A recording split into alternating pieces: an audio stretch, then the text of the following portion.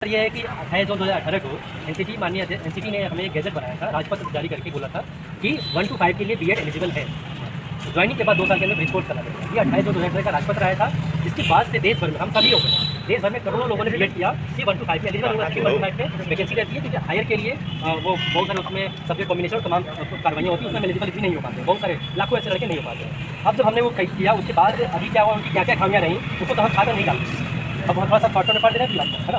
देश के हम करोड़ों बीएड अभ्यर्थी ने राष्ट्रीय अध्यापक शिक्षा परिषद और भारत सरकार के द्वारा 28 जून 2018 को जारी आधिकारिक राजपत्र के अनुसार ही हमने अपना बीएड डिग्री पूरा किया है। उक्त राजपत्र के अनुसार बीएड अभ्यर्थी भी देश के प्राथमिक विद्यालयों के शिक्षक बनने की पूरी योग्यता रखते हैं। इस राजपत्र के आधार पर ही केवीएस, एनबीएस सहित विभिन्न राज्यों के प्राथमिक शिक्षा भर्ती में लाखों की संख्या में बीएड अभ्यर्थी शिक्षक पद पर वर्षों से कार्यरत है। लेकिन 11 अगस्त 2023 को माननीय सर्वोच्च न्यायालय ने एनसीटी के उक्त राजपत्र को असंवैधानिक करार देने वाले राजस्थान हाईकोर्ट के 25 नवंबर 2021 के निर्णय को ही मान कर दिया, यानी कि एनसीटी को गैजेट को पूर्ण रूप से खारिज कर एनसीटी और भारत सरकार की कार्यनीतियों और विश्वसनीयता पर ही बुनियादी व गंभीर सवाल खड़ा कर दिया है। महोदय, माननीय सुप्रीम कोर्ट के उक्त फैसले से देश भर के करोड़ों बीएड अभ्यर्थी के प्राथमिक शिक्षा बंद को गुणवत्तापूर्ण शिक्षा देने के सपनों पर कठोर वज्रपात हुआ है। हम सभी ने उक्त संवैधानिक राजपत्र के आधार पर ही बीएड डिग्री हासिल किया था, ताकि देश की शिक्षा व्यवस्था की बुनियाद यानी प्राथमिक विद्यालयों में गुणवत्तापूर्ण शिक्षा प्रदान कर शिक्षा की नींव मजबूत किया सके। लेकिन दुख इस बात का है कि हम करोड़ों बीएड अभ्यर्थियों शिक्षक बनने के सपनों पर ही संस्थागत हमला हो गया है। भारत सरकार के राजपत्र रद्द मामले को उच्चतम न्यायालय ने ही प्राप्त संवैधानिक अधिकार के तहत पुनर्विचार याचिका दाखिल कर पुनः विधिवत और तथ्यपूर्ण सुनवाई कराया जाए। साथ ही केवीएस, बीपीएससी शिक्षक भर्ती सहित विभिन्न प्रक्रियाहीन भर्तियों में बीएड अभ्यर्थियों की लाखों संख्या में आवेदन व प्रतिभा का ख्याल रखते हुए अवसर की समानता के तहत पीआरटी में बीएड डिग्री पुनर्बहाली होने तक भर्तियों के इंटरव्यू और अंतिम सिलेक्शन परिणाम पर रोक लगाई जाए।